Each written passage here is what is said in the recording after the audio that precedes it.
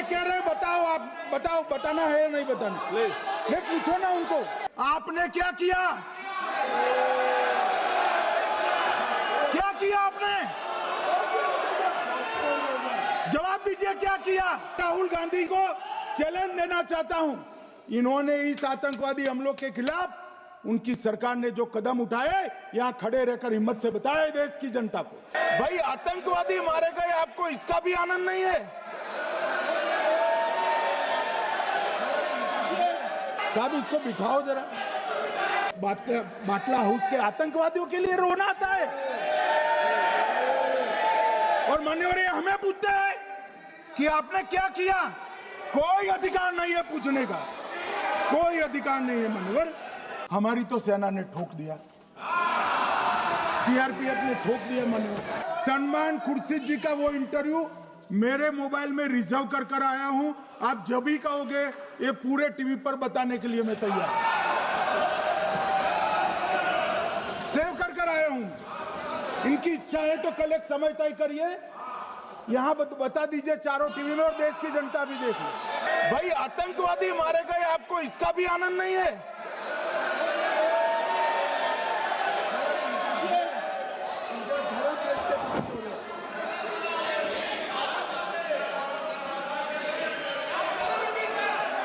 अखिलेश जी बैठ जाइए, मेरा पूरा जवाब सुनिए, आपका सब जवाब आ जाएगा।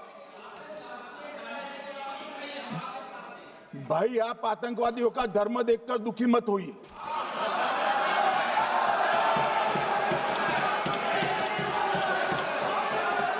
अखिलेश बैठ जाइए यार। आतंकवाद के खिलाफ लड़ाई होती, कभी वो हमला करते हैं, मगर सवाल ये है कि इन्होंने 5 से 11 के बीच में 27 जघन्य हमले किए, 1000 के करीब लोग मारे गए। आपने क्या किया? क्या किया आपने? जवाब दीजिए, क्या किया? और मैं राहुल गांधी जी को चैलेंज देना चाहता हूं, इन्होंने इस आतंकवादी हमलों के खिलाफ उनकी सरकार ने जो कदम उठाए, यहां खड़े रहकर हिम्मत से बताए देश की जनता को। कुछ नहीं किया मान्यवर, ये यहां से आतंकवादियों की फोटो पाकिस्तान भेजते रहे, डोजियर भेजते रहे। और मान्यवर ये कहते हैं कि आपके समय में भी हमले हुए, मैं उनको अंतर समझाना चाहता हूं, वो देख नहीं पा रहे। मान्यवर हमारे समय में जो भी आतंकवादी घटना हुई, पाक प्रेरित और कश्मीर सेंट्रिक हुई। देश के हिस्से में 2004 से 2014 से 2025 तक एक भी घटना नहीं हुई है मान्यवर।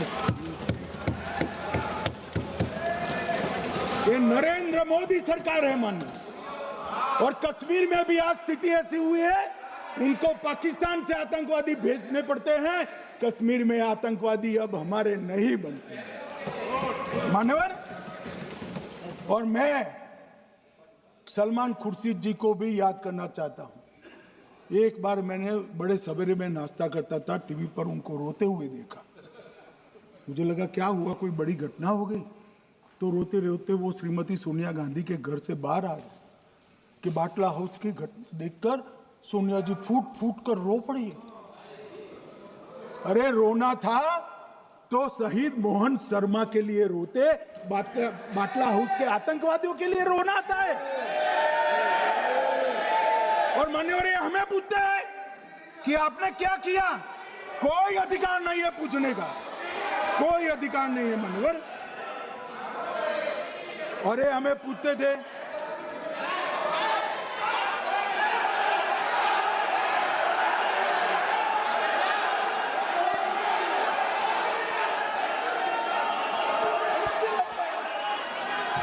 मान्यवर, अभी 25% बाकी।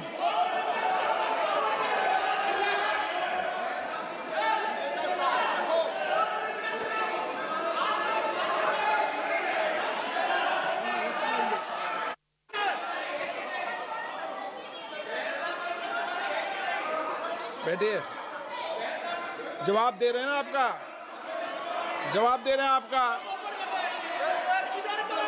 पहलगांव के बाद जो घटनाक्रम घटित उसका जवाब दे दिया ना माननीय गृह मंत्री जी ने। आपने पूछा आतंकवादियों क्या हुआ, आतंकवादियों का जवाब दे दिया। क्या पूछना चाहते हैं आप?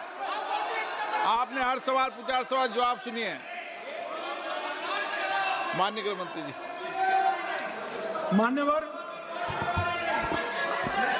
मान्यवर इन लोगों को कल ऐसा था कि ये जो बहसरन के गुनहगार है वो पाकिस्तान भाग गए, तो बड़े आवाज से पूछते थे भाग गए भाग गए भाग गए, गृह मंत्री क्या करता है, जिम्मेदारी ले। हमारी तो सेना ने ठोक दिया, सीआरपीएफ ने ठोक दिया। मान्यवर अब मेरा तो जवाब बनना ना देता है ना वो मांगना बनता है, मगर मैं उनको कुछ पूछना चाहता हूं।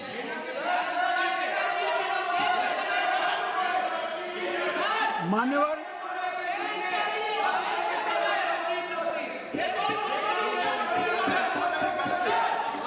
प्लीज, मारेगी तो सेना है ना, सेना अब ऐसे भी मारेगी ना, तो वो भी ये कह रहे हैं सेना और सीआईएसएफ ने मारा।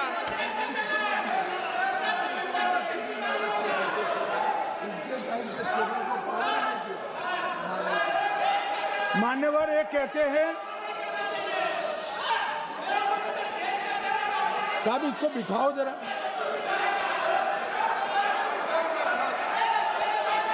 हाँ प्लीज बैठिए बैठिए बैठिए बैठिए बैठिए।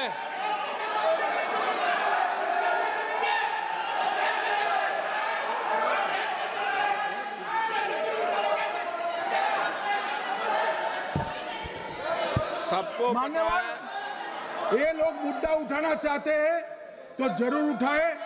मैं आज सुबह ही सलमान खुर्शीद जी का वो इंटरव्यू मेरे मोबाइल में रिजर्व कर आया हूं।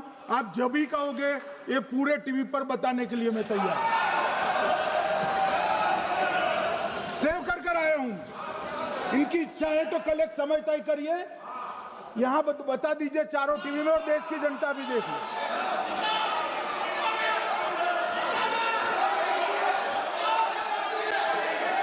मान्यवर कह रहे हैं बताओ, आप बताओ, बताना है या नहीं बताना? ले पूछो ना उनको।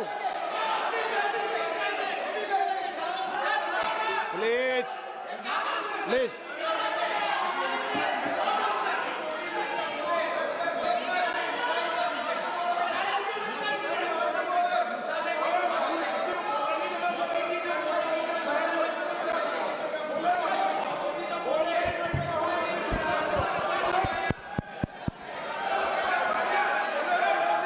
बिट्टू बैठ जा।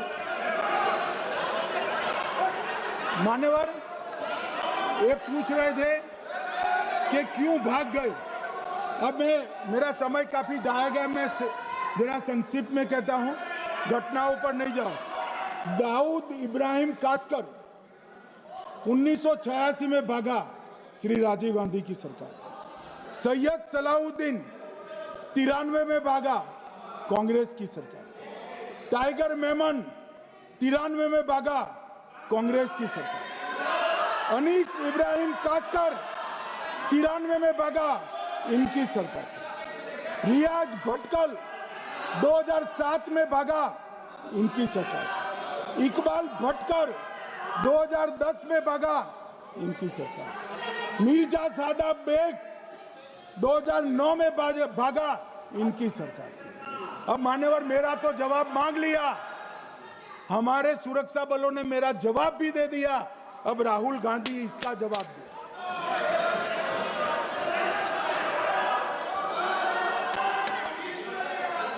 मान्यवर अब मैं कश्मीर के विषय में मैं बात करना चाहता हूं। कल कहते थे कि गृह मंत्री ने भाषण किया था कि 370 की कलम जाएगी तो आतंकवाद कम हो जाएगा। क्या हो मान्यवर, मेरा हिसाब देना बनता है। हम भारतीय जनता पार्टी के कार्यकर्ता हैं, ये नरेंद्र मोदी जी की सरकार है, हम जवाबदेह होते हैं। जनता के प्रति, संसद के प्रति और देश के हितों के प्रति मैं आज देश की जनता के सामने 2004 से 14 और 2015 से 25 10-10 साल का लेखा जोखा रखना चाहता हूं। 2004 से 14 में अखंड सोनिया मनमोहन की सरकार थी 10 साल की, और 15 से 25 अखंड रूप से नरेंद्र मोदी जी की सरकार।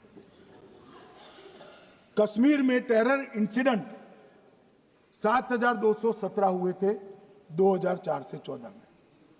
70% की कमी के साथ 2150 हो गए 1525। नागरिकों की मृत्यु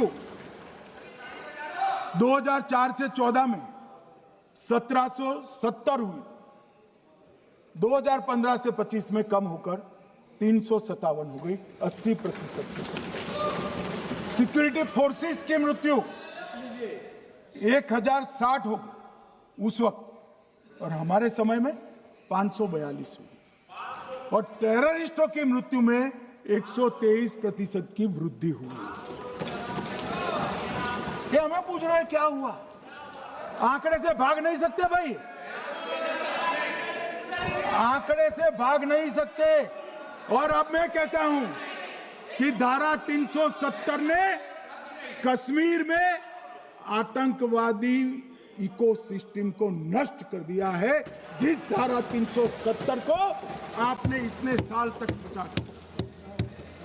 हमने जीरो टेरर प्लान बनाया है, एरिया डोमिनेशन प्लान बनाया है, मल्टी लेवल डिप्लॉयमेंट किया है, सुरक्षा जेलें बनाई हैं, 98% ट्रायल अब वीडियो पर हो रहे हैं। हमने संचार साधन बसाए हैं और 702 फोन विक्रेता जेल में डाले, 2667 सिम कार्ड बन गए। हमने एक जमाना था साहब 10-10 हजार लोगों के जनाजे निकलते थे, पूरे देश ने घटनाएं देखी होगी, बुरहान वानी मर गए, फला मर गए, ढिका मर गए, 10-10 हजार। अब जो मारा जाता है उसको वही दफना दिया जाता है। किसी भी आतंकवादी को उसका महिमा मंडन करने के लिए जनाजे की इजाजत नरेंद्र मोदी के शासन में नहीं। मान्यवर, आतंकवादियों के सगे वाले और समर्थक चुन चुन कर हमने नौकरियों से निकाले, पासपोर्ट रद्द कर दिए हैं, गवर्नमेंट कॉन्ट्रैक्ट रद्द कर दिए हैं, 75 से ज्यादा आतंकी समर्थकों को कोर्ट से ऑर्डर लेकर सरकार से बर्खास्त कर दिया गया है। बार काउंसिल उनके समर्थकों से भरी थी, सस्पेंड कर नया लोकप्रिय चुनाव हमने कराया है।